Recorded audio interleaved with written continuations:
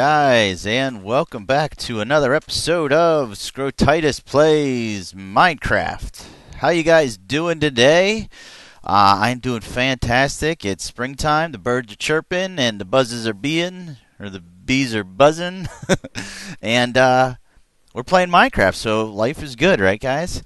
So today, I don't have a whole lot of structure planned. It's just sort of like a catch-all. I've had a whole bunch of ideas I want to show you guys, and some future plans for the area. So here's a bird's eye view of what we got cooking, and done a lot of work on the alchemy center, tower, I don't know what to call it yet, the alchemy labs. I don't know, that area right there.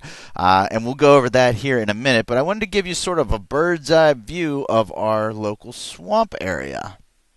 Okay, so obviously the big structure furthest away is our witch spawner. And then we have the arcs from our skeleton spawner, and our alchemy labs are right there with our smart storage is what you see the wiring for that in the back. So we need to focus on closing that in. But we've got a whole bunch of land that we can work with. One thing I'm thinking about doing is actually in this tree that I'm in right here is building sort of a lookout tower to sort of get a scope on the area. It's a possibility. I came up here and I noticed this ginormous body of water. I'm thinking that's probably an ocean. It would be a really nice place to build Enderman spawner. Too bad I already have one in the other swamp. But even just any sort of regular mob spawner out here would be good. I like building in water because you know that takes care of the surface spawning, which is sometimes the hardest to neutralize because you're putting torches down and you just miss spots. So anyway, that's sort of that general area. It's spoken for. We'll see we got a bunch of trees over there, some evergreens which are out of place. I need a tree farm, and I'm thinking that may be the area for that. That's still up in the air. And there's our beginning island that we cultivated. I'm thinking about turning that entire thing into a cow farm, just for local. Nothing too elaborate. We still actually have to finish our barbecue station back at the village. But I'm thinking about turning that entire island into a cow farm and doing some food stuff right in this area. And that actually is probably what we're going to work on today. But let me go down and show you what we've done so far with the alchemy labs. You know what? Let's go ahead and just give this a chuck. Whoops, didn't want to throw two. Okay, so here we are, guys. We're back down here. We got a witch in our witch spawner. Let's go say hi. Hello, Broomhilda. So here's a nice view, guys. What do you think? It's got a lot of work to go still, but I really like what we've done here. I think it looks really neat. Let's go ahead and take a peek inside. We just sort of did the cobble walls as pillars and did some accents with the stone slabs. Okay, now we have, obviously this is the area we have to finish, and I'm going to work on that off camera. I don't want to bore you guys too much. But here's our entryway, sort of an impressive little entryway. And we've got a semi-walk-in little inset, and I may actually continue that one more. I don't know if that will work. Yeah, it should work. Maybe we'll do this. Where'd that go? Do something like this. Do it 3, and with a stair there. I think that looks a little bit better.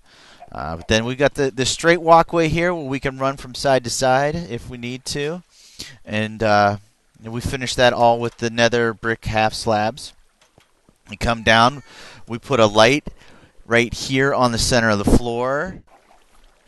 So then you come down here, and this is basically, I don't think we've changed anything actually. We've got our storage on both sides. We've got the area dug out down here. And yeah, no, this is all the same. I haven't really changed anything since we put in the enchanting room over there. So, yeah. That is that. Oh, one other thing I'm thinking about doing. I'm thinking about, instead of having to go down this ladder to get my drops from the witch spawner, I dug a tunnel straight across here, and this is where they drop down, so that means that they're dying right below there. So it would be just as easy to bring something up right here in some sort of item elevator or a dropper elevator, something like that. With the new technologies, we could do something that way and just pop it up right here, and so we don't have to continually go down. We can still use the clock technology that we have to detect when something's in there, but just use that to either trigger off an item elevator or to send things up just the item elevator with the sticky pistons and glass like we built for our now non-needed sand generator. So let me grab some more arrows because surprisingly I almost used all of them. And let's go ahead and head up to the topsoil where I think, yeah, we're gonna mess around. We're gonna do some experiments with some farms, okay? So I had a couple ideas here, and I think we may implement, well, it depends on which one works better. So let's take a look at both of them, all right? So the first idea that I had is with melons, okay? And I wanted it to be a self-automated, self-farming farm, basically, where they get the signal from, we have a line here, and we pass a signal into where there's going to be a melon, leaving it only that one spot to be to grow. And then if that is the case, then the signal passes through, and that signal then would connect to a piston or something that would harvest it. The only problem is I haven't figured out a good way to harvest that block yet, because we still also then have to remember to incorporate hoppers in our design. And I want it to be manual, because I think that would be the appeal of having a setup like this, would be if you have something. Let's see if this works. And we'll just put a piece of cobble here for now. I doubt it will. Actually, what we'll probably do is end up destroying that, won't it? Yeah, that's probably what that's going to do. Oh, it did work. Well, that's interesting. The only problem is I just collected them myself instead of them dropping down, and there's no way that it could grow there. So that's option number one. I like the idea, but it's not perfect yet, so we may not be doing that. Option number two is over here, and we're going to give it a little bit of help. We've got a couple options here. This is one of them, okay? So we've got potatoes, and obviously this is small scale for testing, but we've got potatoes, and they're on soil stuck to sticky pistons. We've got our water here that provides the necessary nutrition for the water, or for the soil, and once they're fully grown, which this will have to be a manual harvesting process. You can't detect, not at least I don't think, since there are the stages of the potatoes and carrots. They're not from seeds to full potatoes in one step. There's not like you could put a bud switch next to it, because it would be constantly going off. But you do that. Potatoes go off, and you see we got hoppers down below. You could even do a double pulse. That kind of worked. And then you have obviously the hoppers flowing down to one point, probably into a chest, and there you go. You take out some and you go replant. So those are the two options that I've come up with for farms. This one seems like it would work a little bit better, just because I haven't figured out the melon harvest process yet. We can push it and break it, but there's the possibility it could land and fall on numerous different areas other than, well, even with this setup, I wonder, something else we're going to have to check here. I just want to see, even if we are able to have a hopper right here, have to see if the melon would actually grow on it or not. So that's something I'm going to have to wait to see. Obviously, we can't bone meal that any further than we already have. Okay, guys, so after some careful planning and consideration, we've ended up over in an open spot of our swamp over to the left of our alchemy stand with our designated design. And we decided to go with the melon plant, or the melon farm, guys, and I'll tell you why. I spent some time with the design on the potatoes that we had, something similar to what was over there, and I hated it. I filmed probably about 15 minutes of it. It was almost all done. I looked at it and it made me want to vomit in my mouth. So I started working on this design, and I found something very interesting, okay? So as of right now, we have a couple keys here. First of all, we're not looking to break it from the bottom or the sides. We're going to break it from the top, okay? So that's the first revelation we made. Second revelation is that we need to limit its allowable growing spots to 1. This one right here, okay? So we will have something here. I'm still contemplating what that is. I'm thinking we might duplicate the same thing on this side and allow it actually to grow both ways. No, we can't do that because then, no. We'll probably just have a solid block along this side. The more I think about it, and we might as well just go ahead and throw it down right now. We're probably just going to do something like this. Oh, no, that's all right. Something like this for right now. And that'll prevent it from growing this way. Okay? May change. I don't know. We'll see. We may put glass and do some sort of feature with it. I don't know. That side's not real important, so we can just block it off, because 9 out of 10 times we're going to be coming from this side anyway. So back to the design anyway. Anyway. Can I say that any more times? Probably not. So our goal here is 100% hands-free. And that's another reason that we decided to go with the melons. Harvesting, we could have hands-free with the potatoes, carrots, wheats, those type of crops. But what we can't do is the automated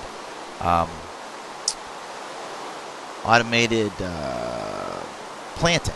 And with the watermelons, they're planted once, they grow to this height, and they keep regrowing. So the third thing that we had to worry about before, and I silk touch a couple melons from over there, was it breaking off and going everywhere, right? So let's say this grows. Oh, and it went way too quick for you guys to see. Dang it.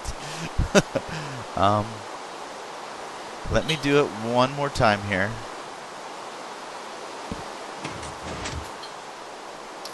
No, so occasionally there'll be a leftover, but the majority of them, 9 in total, went through the hopper system, and the main reason being is because you can totally put repeaters on top of hoppers.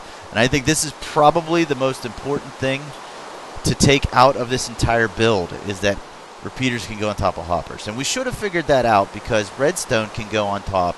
We know that. We've used that plenty, putting a piece of redstone on top of a hopper, like so. You know, so why wouldn't it? I mean, this is all just basic, a fancy hopper, or a fancy piece of redstone anyway.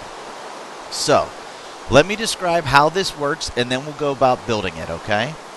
This is one cell. We're going to repeat it 3 more times, maybe 4 more. Since we're using repeaters, it technically could be infinite long, or we could even curl it back and have it come this way. That's an option as well. And just sort of share this row of hoppers in the middle. Resources pending, we'll see. But what this does, all right, so we start, this is our initiation signal right here, this redstone torch. Passes to this repeater. As you saw, when the melon gets placed there, it passes through that block. Now let's fast forward and say this is the very last block. What this does is it passes the signal up to this block, which inverts it with this torch, which passes it up to here, okay? That then goes into a repeater, which is the block above. We just got a melon, guys. I wasn't even paying attention. I'm trying to explain this, and we got a melon. That hopper was just empty. So there's the proof right there. It works. So, yeah, that repeater pushes the signal when it's inverted back into, come on, get up there, into this top block, sends it down through the piston, and fires it off. Breaks the melon, and it's collected by one of 5 hoppers down here, 9 times out of 10. That signal then, we bring back down this side into this block and pass it into the originator. What that does is resets our system. If we don't bring it back down this way, the system it sort of remains frozen. This piston remains extended down. And the one main thing is we need to make sure this comes down and up quickly so that the melon pieces aren't caught in certain places. So yeah, that's the design, guys. I actually really like it. Now, the one flaw that is pretty clear with it is that it depends on all of the melon pieces being full before it's harvested. So, I mean, that's the one drawback that we have. But that aside, I think it's going to work out really well. All right, so let's go ahead and get down to business. All right.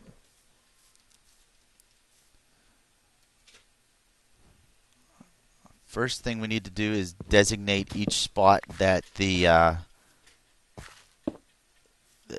sticky piston is, or that the melon is going to grow in, because we need to make sure that we're breaking that. Okay, and it's real simple because we're just alternating. One more. Okay, piece of glass underneath each one of these so that it makes it down. Perfect. And then we need repeaters. Here, here, and there. We then need to pass that back up. So we're going to need torches. And I think what we'll do is, yeah, let's do this. I don't know how far we're going to take it yet. Let's see how we're doing with time first before we get too crazy. This then is passed through, inverted here, and passed back up. Each one of these has a block on top, block on top, block on top, with their own individual repeaters. Whoop.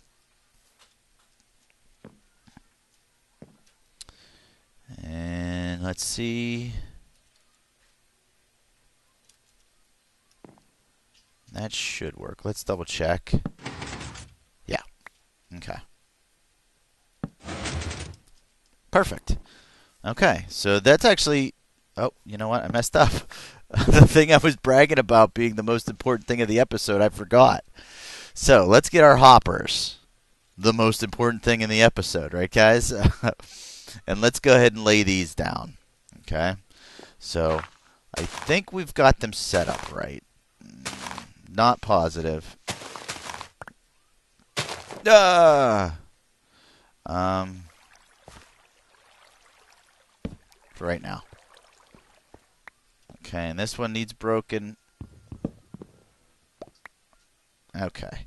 So what we want to do is we're going to start down here and shift clicking. Okay.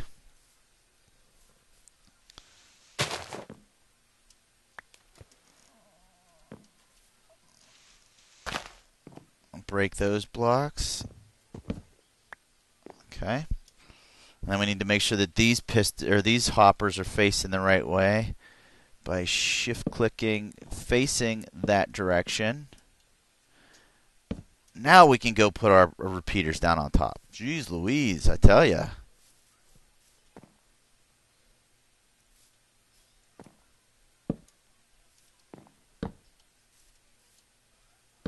All right. And I think that's it, guys. Now, like I said, if we wanted, you know what? Do we have the resources? I believe we have the resources to do it. So I'm going to go ahead and cut away here and duplicate this side, and then we'll see what it looks like, okay?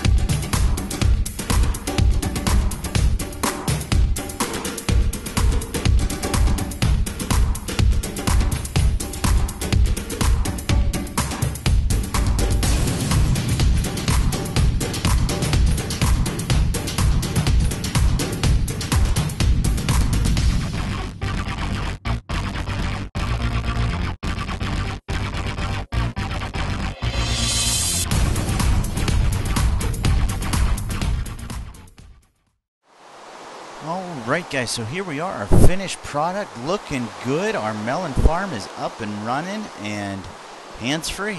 We don't got to do anything unless we want melons, come over and collect. So let's go ahead and just show you that all the hoppers are working properly here real quick. Toss a couple down in the middle, throw one down on top of there. Right through the repeaters, see those work, and obviously the melons grow, end up in the chest. And one final test here.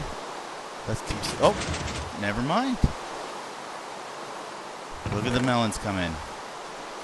So that's gonna do it for us here today, guys. I hope you enjoyed the episode. Hope you liked what we're doing here. Our hands-free melon farm. Try to introduce the new texture of the wood. We may have overdone it a little bit. I may touch it up here off camera, just to maybe mix up the texture. Maybe some cobblestone walls or some of our ever popular stone brick. But anyway, guys, like I said, that's going to do this episode. I hope you enjoyed it. I will like to thank you guys again for all the support. I've been getting tons of views, likes, comments. Keep them coming, guys, because I'm loving it. And I hope you're loving it too. So this has been Let's Play Minecraft with Scrotitis, and I will check you all in the next episode. We'll see you.